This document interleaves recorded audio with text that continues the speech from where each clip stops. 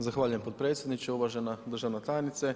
Pa evo i ovim izmjenama zakona definiciju studenta proširujemo na sve studente bez obzira na njihovo državljanstvo, znači i na one studente iz zemalja koje nisu članice EU, one koji su pod međunarodnom zaštitom ili studente na razmjeni i riječ je o svega nekoliko stotina studenata ako se ne varam i mislim da s ovim izmjenama neće doći do značajnih promjena na tržištu rada.